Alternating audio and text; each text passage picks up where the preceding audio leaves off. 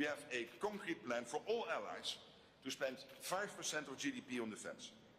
It will go towards core defense as well as defense and security related investments. This decision is deeply rooted in our core mission and is required to resource our plans and readiness. This will also make NATO fairer, to ensure anyone and everyone contributes their fair share for our security. For too long, one ally, the United States, carried too much of the burden of that commitment, and that changes today. President Trump, dear Donald, you made this change possible. Your leadership on this has already produced one. We're with them all the way. I mean, if you take a look at the numbers, we're with them. I've been asking them to go up to 5% for a number of years, and they're going up to 5%, and that's a big, from 2%. And a lot of people didn't even pay the 2%. So I think that's going to be very big news. NATO is going to become very strong with us. I don't want to use an example of Hiroshima. I don't want to use an example of Nagasaki. But that was essentially the same thing. That ended that war. This ended that with the war. If we didn't take that out, they'd be fighting right now. They're not going to be fighting each other. They've had it. They've had a big fight, like two kids in a schoolyard. You know, they fight like hell. You can't stop them. Let them fight for about 2-3 minutes. Then it's easy to stop them. And then Daddy has to sometimes use strong language. You have to use strong language. Every once in a while, you have to use a certain word.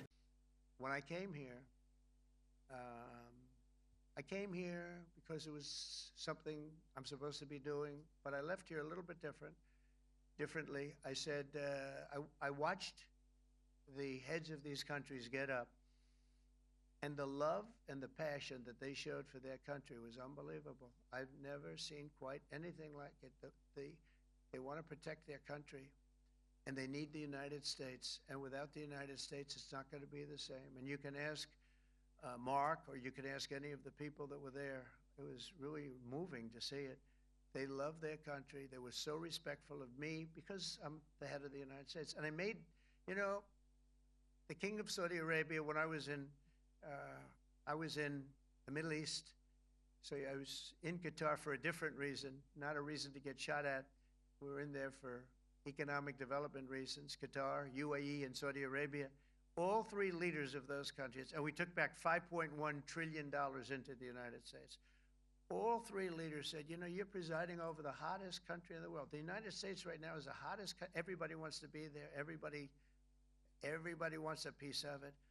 He said, a year ago, your country was dead. You had a deadhead running it. You had a country that was dead, and it was dead. You had people pouring through the borders. You had inflation. You had everything. He said, you've made it in 5 months at that time. You've made it the hottest country. This is the hottest country in the world. The United States right now is the hottest country in the world. And when I was around that table, it was a nice group of people, many of whom I knew from previous.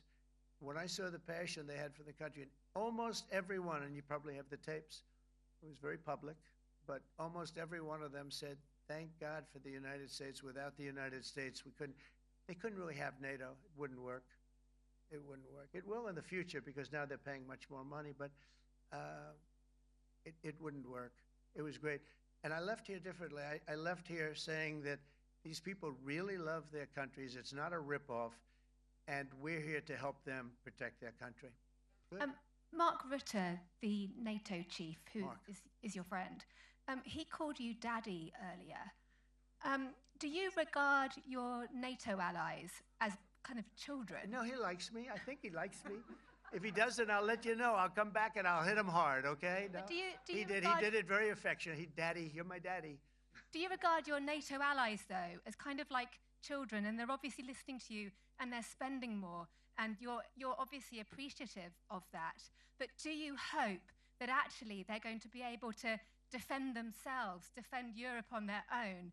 I think they need help a little bit at the beginning, and I think they'll be able to, and I think they're going to remember this day. And this was a big day for NATO. You know, this was a very big day. They took it. One of the gentlemen said, you know what? We've been trying to raise the rate for 30 years, he said, 20 years, from almost the beginning. And he's been there for a long time. He said, until you came along, it never happened. What you did is amazing. It's been sort of an amazing day. But do you, for a lot of reasons, but also for that. Yeah, go do ahead. you think they can do it without you, though, in the future? Can they do it Well, without the ask United Mark. States? I mean, you have to ask Mark. BBC News Ukrainian. I would Where are like you to from? ask you. I'm from Ukraine. Oh, So my question to you is whether or not the U.S. is ready to sell anti-air missile systems Patriot to Ukraine. We know that Russia has been pounding Ukraine really heavily right now. are you and, living yourself now in Ukraine? my husband is there, Wow. and I can see you're very, it's amazing. and me with the kids. I'm in Warsaw actually because he wanted me to be Is your there. husband a soldier? No? He is. He's there now? Yeah. Wow. That's rough stuff, right? That's tough. And you're living here? In Warsaw. And you're a reporter? I am. Good. So let me just tell you, they do want to have the missiles, okay, as they call them, the Patriots. And we're going to see if we can make some available, They're very hard to get. We need them too. We were supplying them to Israel, and they're very effective, 100% effective. Hard to believe how effective. And they do want that more than any other thing, as you probably know. That's a very good question, and I wish you a lot of luck. I mean, I can see it's very upsetting to you. So say hello to your husband, okay? Thank you.